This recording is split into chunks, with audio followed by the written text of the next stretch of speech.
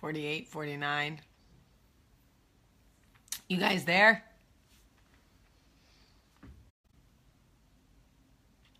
Come on, baby, light my fire. Just give me a thumbs up or a heart if you can hear me. Just give me a thumbs up or a heart if you can hear me.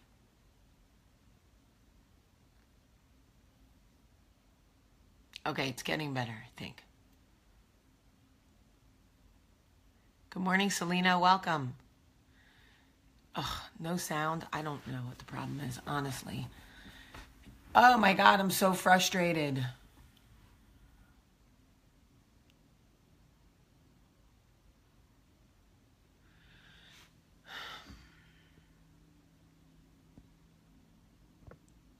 If you can't hear,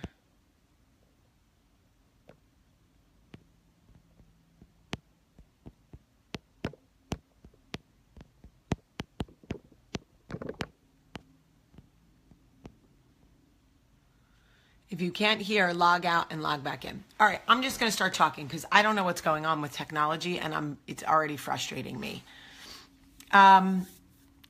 Okay, so I remember when I was young, I would break up, my boyfriend and I would break up and get back together, break up and get back together. And the first few times, that was exciting. I'm not going to lie. The drama of the breakup and then the romance of getting back together, it would temporarily feel so good. And then we would be together. And then the reason why the relationship was broken in the first place would come back. And then we would break up again and it would be all the drama. And then we would get back together. And the truth is that every time we would get back together, it would get less romantic and more sad and desperate than the last time. At the same time, I used to smoke cigarettes. I smoked cigarettes. I started in high school, and I stopped right before the 2-year mark after my dad died, because my dad died from smoking. So anyway, we used to, because we were young and we didn't have a lot of money, we would smoke cigarettes and then put half of it out, put it out. The teacher would come and be like, put out your cigarette. And we would break off the hot part and put the cigarette back into the cigarette pack. And then, or we would put it out. We would on the wall or something. And then when we came outside again, we would relight the cigarette. Now, for anyone who's ever smoked, the first drag of a cigarette is the best. After that, it's like the 47th bite of a chocolate cupcake. It's nothing. It's the first drag, right? When you relight a cigarette, it tastes like death. It tastes like an ashtray. It does not taste good. It's nasty. Okay? It's nasty. So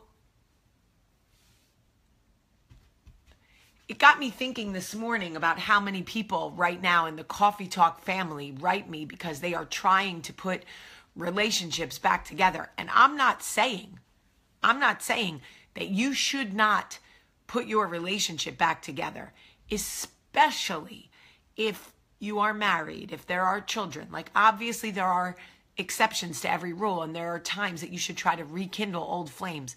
But I'm here to tell you, Hollywood likes to make that very romantic. They like to make movies and franchises about rekindling old flames. But a lot of times, rekindling an old flame tastes like relighting a cigarette. Okay? In theory, you think you're saving something, but really it tastes like shit. And that's the truth. That is the truth. So if you are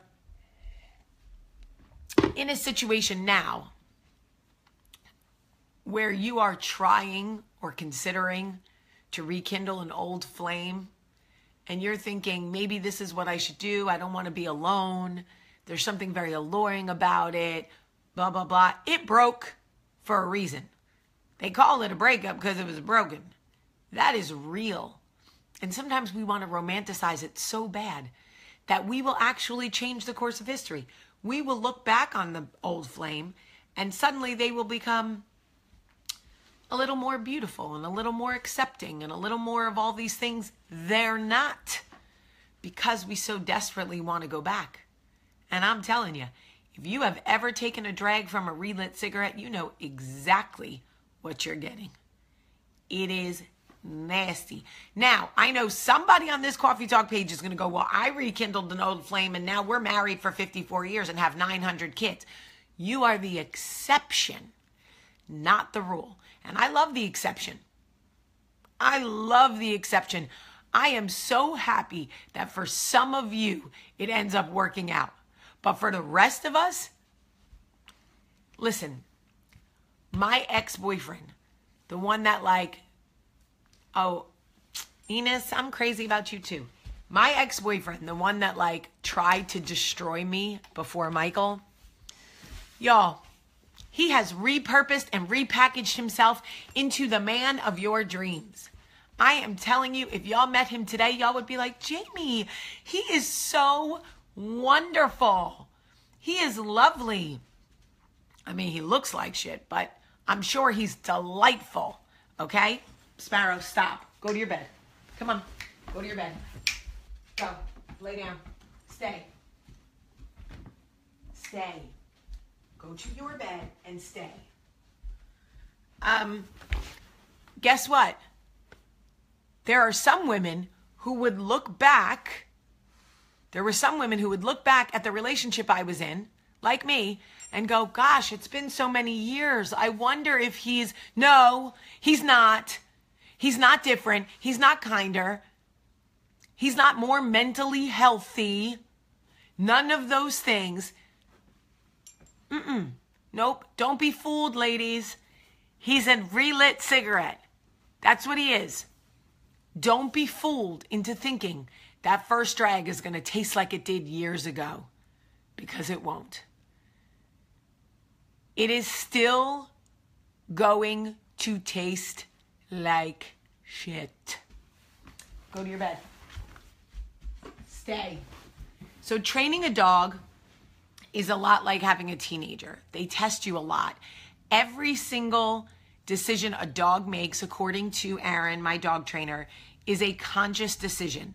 You put them in their bed and you tell them to stay, and they're like a teenager. Okay, well, how long do I have to stay? When she's not looking, can I get out? Every single thing they do is a decision. When they put one foot on the floor out of the stay position, they have made a decision to test your boundaries. And if you do not show them who's boss, if you do not stay on them, they learn, oh, she'll tell me to stay, and then when she turns around, I can just come out. It's like a child. So basically, I got another child. Oh. So handsome, though. I'm not upset, Nanette. This is not upset. Thank you, Charlotte Deering, for sharing this video. I